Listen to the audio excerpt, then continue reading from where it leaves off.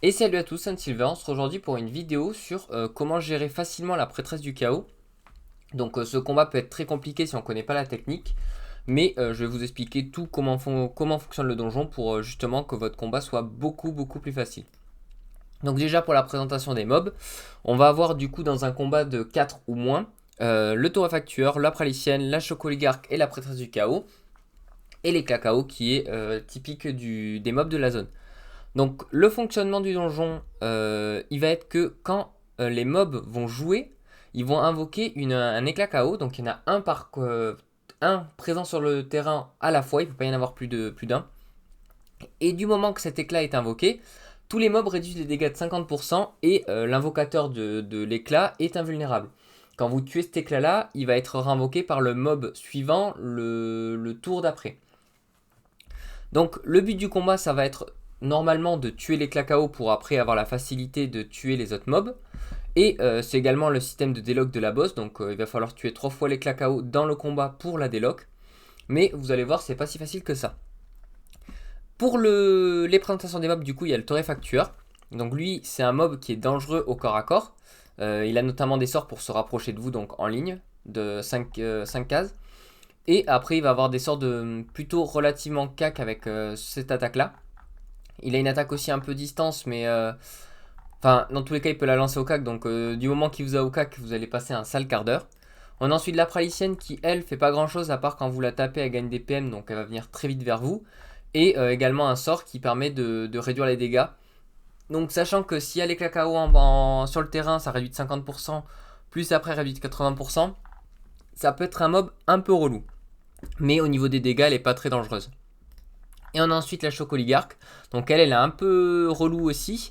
Tout simplement parce que, bon, déjà elle retire des PM et de la PO, donc elle va vous entraver pas mal. Et en plus de ça, elle échange de place avec soit un allié, soit un ennemi. Bon, heureusement, elle peut pas le faire tous les tours, c'est tous les 2 tours. Mais imaginons que vous avez vos persos là, vous êtes loin du boss, et elle arrive ici, elle échange de place avec vous. Bah du coup, la boss, elle peut vous choper, donc ça peut être assez dangereux. Donc ce que je vous conseille de faire pour le duo notamment, c'est de tuer les mobs sans tuer les KO. Alors je vais vous expliquer après pourquoi. Donc le boss, le premier à tuer, pardon, ça va être celui-là, parce qu'en fait il va rush vers vous très vite. Donc ce que je vous conseille, c'est de repousser la boss plus le chocoliarque. Elle va venir naturellement vers vous, donc c'est pas très grave vu qu'elle fait pas énormément de dégâts. Lui, je vous conseille de le tuer en premier parce qu'il va venir vers vous très vite. Et en plus de ça, il est un peu relou dans le sens où il va vous faire pas mal de dégâts. Et lui, en fait, il faut éviter son cac. Donc autant le tuer avant. La chocoligarque, ça va être c'est important de la repousser. Mais vous pouvez la laisser venir vers vous en lui mettant l'état pesanteur. Son seul danger à elle, c'est vraiment qu'elle va échanger de place avec vous et vous mettre en ligne de vue du boss. Ce que vous ne voulez pas. Donc ça va être le deuxième perso à tuer si possible. Franchement, l'ordre entre les deux, on s'en fiche un petit peu.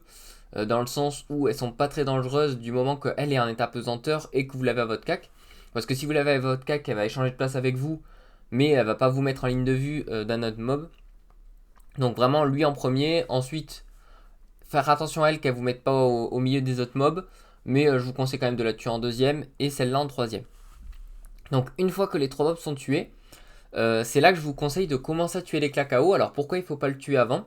Tout simplement parce que la prêtresse du chaos a des sorts également comme tous les mobs qui font que bah, du coup elle peut vous taper un peu à distance, un peu en ligne. Donc ça va être un sort de zone mais vous le fera quasiment jamais si vous avez à la repousser. Elle va avoir un sort de boost et de heal des alliés. Et du coup le sort un peu fâcheux qui est cloche du chaos. Donc c'est une attaque que vous ne pouvez pas éviter parce qu'elle va se le lancer sur elle et qui va taper toute la map. Ce sort là est pas très dangereux vu qu'il fait du 300 à 400 de dégâts. Sauf que, comme vous pouvez voir là, les dégâts peuvent être boostés. Et comment ils sont boostés ces dégâts? Et bien en fait c'est en tapant les cacao. Alors il faut savoir que quand vous tapez les cacao, vous obtenez l'étal chocolaté qui va augmenter les dégâts de base de l'attaque, donc plus 30, mais qui va aussi augmenter la puissance finale de la boss. Donc du coup les dégâts vont être exponentiels. Donc c'est pour ça qu'il faut faire très attention. Et en fait, il existe une astuce pour tuer les cacao sans avoir cet état chocolaté. C'est soit le tuer via des poisons. Donc à part Sram et Sadida ou quelques rares classes dont j'ai oublié les poisons ou Guinac, bah en fait vous pourrez pas forcément la tuer correctement. Et l'autre option qui est un peu plus pour toutes les classes, c'est de one-shot les KO. Parce que quand vous one-shotez les KO en une seule ligne de dégâts, je précise, vous n'obtenez pas l'état chocolaté. Et à ce moment-là, la boss, bah, elle va pas augmenter ses dégâts. Donc ce que je vous conseille de faire du coup pour le combat, c'est vous tuer les 3 mobs avant. Même en dégâts réduits, vous avez 40 tours, normalement vous avez le temps. Une fois qu'il vous reste que la boss, si vous faites attention, normalement le combat est plié parce que vous avez juste à tuer les KO en le one-shotant. Alors il faut savoir qu'il a 2000 points de vie avec 2 joueurs et gagne 500 points de vie, si je vous dis pas de bêtises, par allié. Mais il perd ses bonus au deuxième tour. En fait, il va être vivant 2 tours.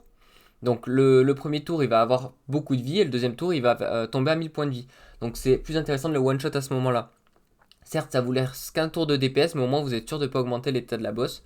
Donc il va falloir de toute façon le tuer 3 fois dans le combat pour délock la boss minimum. Prévoyez des attaques qui se chargent pour faire des grosses claques au boss. Et au moins vous serez tranquille. Donc vraiment pour récapituler, on tue d'abord lui, ensuite on tue celle-là ou elle en fonction de ce qui vous arrange le plus.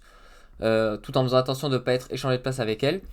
Une fois que les 3 hommes sont tués avec les dégâts réduits de 50%, vous one-shotez les KO 3 fois et puis ensuite vous n'avez plus qu'à tomber la boss et elle fera quasiment rien parce que justement vu ses dégâts il va falloir un petit peu de heal pour tanker, mais bon la plupart des classes maintenant aujourd'hui ont moyen de se soigner, soit en vol de vie soit en soignant.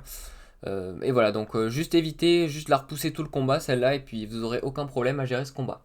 Donc voilà, j'ai essayé d'être concis, j'espère que ce petit tuto vous a été utile et qui vous a plu et moi je vous dis à la prochaine pour une prochaine vidéo.